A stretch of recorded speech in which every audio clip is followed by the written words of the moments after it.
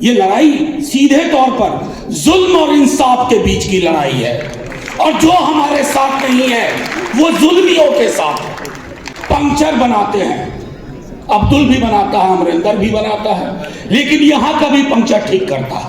देश को पंक्चर करके रख दिया आपने, देश को पंक्चर कर दिया। इकोनॉमी पंक्चर है, सामाजिक ताना बाना पंक्चर है, सारे पंक्चर ठीक किए जाएंगे। असल में साइकिल पे चले नहीं ये लोग, मर्सिडीज में ही पैदा हुए थे। हवा भरना जानते हैं, हवा टाइट करना भी जानते हैं। इस देश की एक बड़ी आबादी सरहद पार करके पाकिस्तान नहीं गई, वो हमारे उनके पुरखे और हमारे बच्चे भाई बहन सब यहां बैठे हुए हैं। आपका करार गांधी, नेहरू, मौलाना आजाद से था।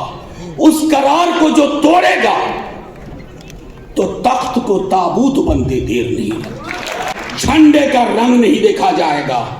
बस मुल्क की जो तामीर, जो तसव्वुर मौलाना आजाद, नेहरू और गांधी ने की थी, वही मुल्क पंक्चर ठीक करके बना देंगे। ये लड़ाई सिर्फ मुसलमानों की नहीं है, हर हिंदुस्तानी आपके साथ है। ये मसला ही मुसलमानों का नहीं है। आर्टिकल 26 का अगर मिस इंटरप्रिटेशन आज वक्त के लिए हुआ है तो कल किसी और चीज के लिए होगा और लोग हाशिए पे खड़े रहेंगे। इसलिए ये चुप रहने का भी वक्त नहीं है। दिक्कत क्या है ना, जिसने इस मिट्टी से मोहब्बत नहीं की वो इस मिट्टी के मिजाज को समझ ही नहीं पाता। ये अद्भुत मिट्टी है। मैंने सदन में भी कहा था, दोहरा रहा हूं, सदन में कहा था और दोहरा रहा हूं, इस देश की एक बड़ी आबादी सरहद पार करके पाकिस्तान नहीं गई, वो हमारे उनके पुरखे और हमारे बच्चे भाई बहन सब यहां बैठे हुए हैं। अरे हम हिंदुओं को मुसलमानों को देखने की आदत है डेली, और मुसलमानों को हिंदुओं को देखने की आदत है। हमारे रिश्ते हैं सिखों ईसाइयों को, हम दोनों को देखने की आदत है। और इस रिश्ते की जिसको समझ नहीं, वो हमसे हिसाब मांग रहे हैं। हिंदू मुस्लिम साथ चलेगा, हिंदू मुस्लिम साथ चलेगा। और देखिए हमसे हिसाब कौन ले रहे हैं। लिबास पूछते हो, आके लिबास देखो इस मंच का, आके लिबास यहां देखो। ये लिबास है कॉन्स्टिट्यूशन का, आइन का। इस लिबास से लड़ रहे हो। ये लड़ाई सीधे तौर पर जुल्म और इंसाफ के बीच की लड़ाई है, और जो हमारे साथ नहीं है वो जुल्मियों के साथ है।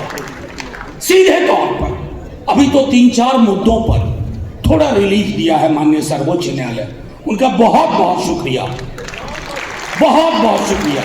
लेकिन कई मसले हैं, 40 सेक्शन, सब सेक्शन, क्लॉजेस, जिसमें हमें क्लैरिटी चाहिए, डाइल्यूशन नहीं चाहिए।